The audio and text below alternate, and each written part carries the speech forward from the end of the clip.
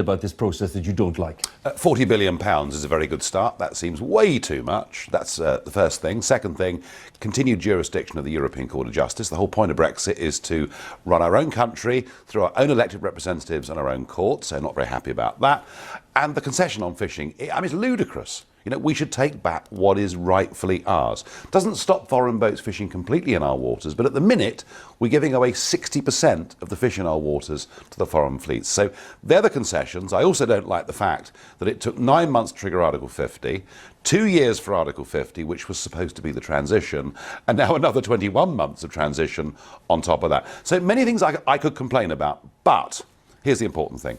1 year from today, at 11 p.m. on the 29th of March 2019, we will leave the European treaties after a period of 46 years, and we will be an independent, free, self-governing nation. And that is a big day in this nation's history. You acknowledge that those concessions, as you've described them, are an essential price to pay, in one sense, to get to March 2019 in that state, and for that reason you simply have to accept them. I think what she's doing is she's making those concessions because she has to win that final vote in the House of Commons. Don't forget there was the big Supreme Court case with Gina Miller that said Parliament has to have the final say on whatever the deal is, and I feel she's making the concessions so that her own rebels and the Labour Party say, do you know what, we can't stand in the way of this.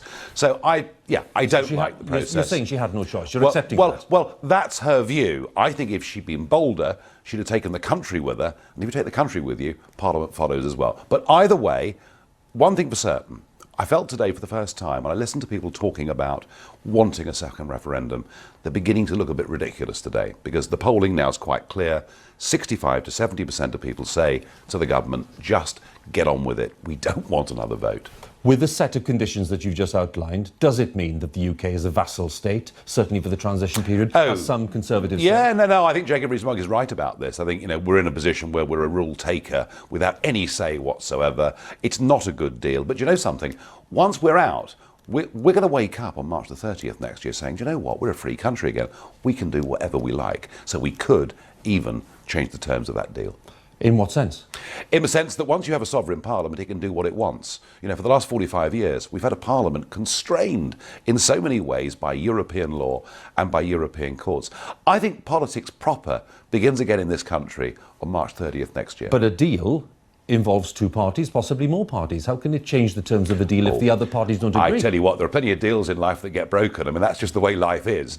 As long as we leave, history's been made. We're a free nation. We can get back to arguing amongst ourselves, making our own decisions. I don't like transition, and I feel after we've left, there will be political challenges to some of those concessions. So the EU shouldn't take us at our word when we sort this deal out, is what you're saying? Well, it can take Theresa May as Prime Minister at her word, but, once we've left the European Union, she's kind of done the job that she was put in place as Prime Minister to do.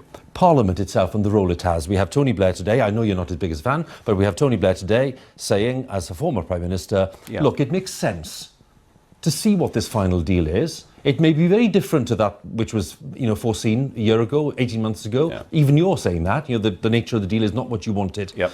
Does not make more sense to give Parliament a meaningful vote on that final deal? Parliament is going to get a meaningful vote on that final deal, and if Parliament rejects that final deal, we're then headed towards either a general election or a referendum, and that is what Tony Blair is doing. Tony Blair is speaking not just to the Labour Party, but to the Ken Clarks and Anna Soubry's sitting on the Tory backbenches. But here's the rub. There are 4.5 million people who voted Brexit and then voted for Jeremy Corbyn at the last general election. He knows they're pretty firm Brexiteers, those Midlands, South Wales and Northern seats. And if Corbyn was to do anything that was seen to extend Article 50 or push for a second referendum, Corbyn knows it would cost him the next election. So I understand what Tony Blair's trying to do. I just kind of think the ship has sailed. I think the prospects now of the Prime Minister being defeated and a second referendum look very limited indeed. If the final deal is very difficult to get into place, is there a prospect that transition, this Article 50 period, the transition itself, could be rather longer than people had predicted? Well, that's the problem, and that's one of the reasons I didn't want a transition deal. You know, we didn't vote for it in the referendum. We accepted Article 50 in a 2-year period. And the worry is, as you say, that we get towards the end of 21 months, and then it rolls into perhaps the next general election, and goodness knows how long it goes on for. And what most of us want is, most of us that voted Leave certainly want, the government to grasp the nettle, get on with it. Yeah, sure, there'll be one or two choppy waters, one or two changes, but let's get on with it and do it. Mr Farage, good to talk to you. Thank you very much. Thanks for coming in. Nigel Farage there, the former UKIP leader. We will make America great again.